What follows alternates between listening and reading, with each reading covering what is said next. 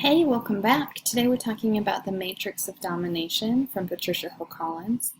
So really what the Matrix of Domination is talking about is the intersectionality of oppression. So when we think about the intersectionality, it is a particular way of understanding social location in terms of crisscrossing systems of oppression. So intersectionality is an analysis claiming that systems of race, social class, gender, sexuality, nation, and age, all sorts of things, form mutually constructing features of social organization. So when we think about this, our society comes together, all these different elements within our society come together to create a web or a balancing system where all of these things influence to create your one unique position within society. So all of these elements within society and our social organization really create a unique position for each and every human. And intersectionality creates different kinds of lived experiences and social realities.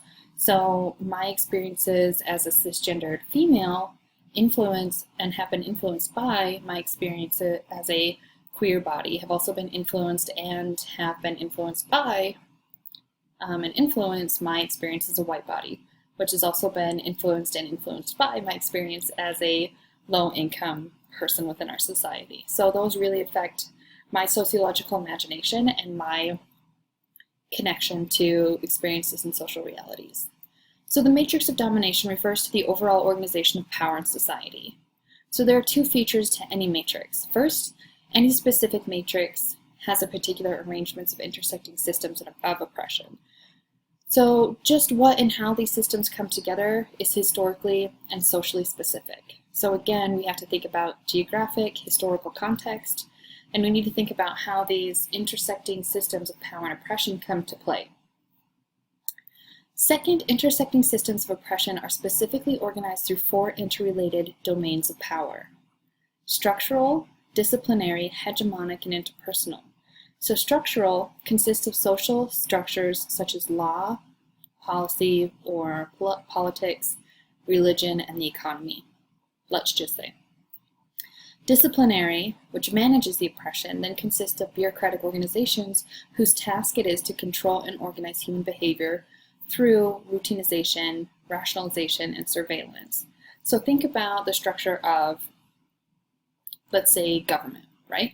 So then the disciplinary, we have police, we have judges, we have courts of law, all of those things that are organizations whose task it is to control and organize human behavior through making things routine, through rationalizing why we're making certain decisions, and then to surveillance, to watching people and see if they're following through. And then hegemonic legitimates oppression. So it's the links to structural, disciplinary, and interpersonal domains. Hegemonic or hegemony is dominance, right? So then this second part of the matrix is that these systems of oppression have to dominate or dictate individuals' lives, right? So this links all of these structural, disciplinary, and interpersonal domains. So the hegemonic or the dominating factors puts all of this together. And then the interpersonal influences everyday life. So it's made up of the personal relationships we maintain as well as the different interactions we make up in everyday life. So by my interactions with others, either I can reinforce oppression or I can resist oppression in certain contexts. So if we look at this, we can see that intersectionality, so all oppression is connected. And if you think about you're the little blue human right there, you can see how all of these different socially constructed systems then influence your own individual reality, which no one else can inhabit, which also reinforces this idea that we need to make space for other people's realities because every reality of every human is unique and different. So then power and privilege. So we need to replace the additive models of oppression with an interlocking one, because it creates the possibility for new paradigms. The significance of seeing race, class, and gender as interlocking systems of oppression is that such an approach fosters a shift in our thinking of inclusivity about other oppressions, right? So then we start thinking about how we can include the discussion of all these elements of humans so that we don't start to eradicate people's existence or inauthenticate people's realities because we haven't identified that this plays a part in our conversation. So then each individual has a unique personal biography made up of concrete experiences, values, motivations, and emotions. No two individual occupies the same social space, thus no two biographies are identical. Human ties can be freeing and empowering. So we think about my own experience is unique. I have it and it's legitimate because it's my own. But then I can also start to make ties with other people through empathy or through shared emotional or experience, and then we can start to build ties within each other while understanding that no two experience is the same. So that's pretty powerful. So then we're going to connect this to the discourse of the real. And the discourse of the real really looks at the vocabulary, the way that we talk about what is real and what is authentic. We look at how histories have been constructed and whose history gets printed.